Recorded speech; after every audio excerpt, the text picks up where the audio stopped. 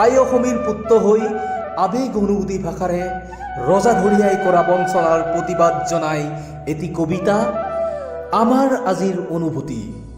ৰচনা আবৃত্তি পংকজ কুমাৰ নাথ, সহযোগী ক্ষীৰোদ চন্দ্ৰ বৰা। আমাৰ আজিৰ অনুভূতি। আমাৰ পৰিচয় কি? আমিবোৰ অসমীয়া, খিলঞ্জীয়া ভূমিপুত্ৰ নে বহিৰাগত বিদেশী?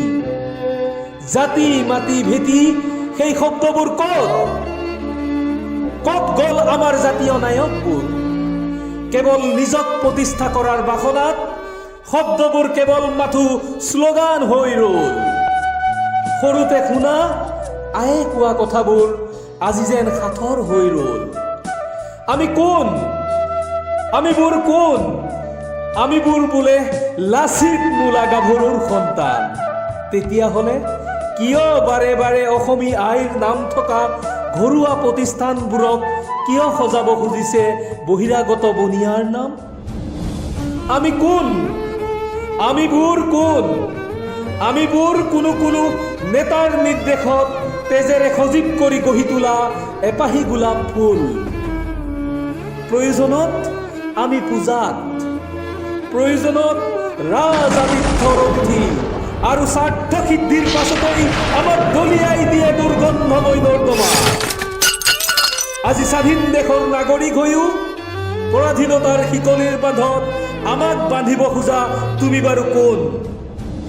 বাহ, তুমি কিহৰ ৰাগীত মতলীয়া হৈ কাৰ তালে তালে নাচিব খুজিছা? তেল, ৰেল আৰু পোহৰ বিলোৱা বিদ্যুৎ বিভাগ, এই ৰাজহুৱা প্ৰতিষ্ঠানবোৰক পুঁজিপতিৰ হাতত গতাই দি আমাক আন্ধাৰৰ গৰাহলৈ ঠেলি দি নিজকে পৰিচয় দিব খুজিছা তুমি বাৰু কোন?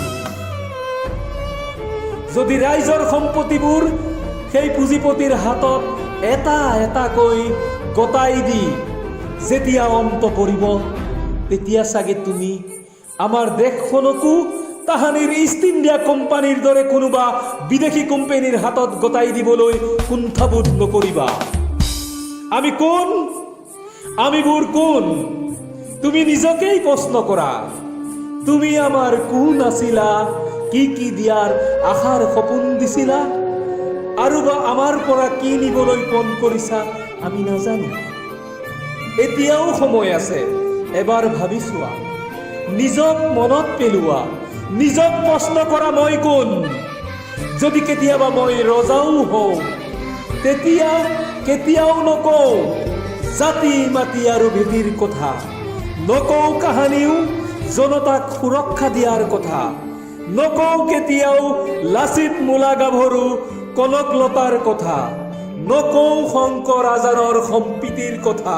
মাথো এটাই থাকিব শব্দ, এটাই থাকিব প্ৰশ্ন।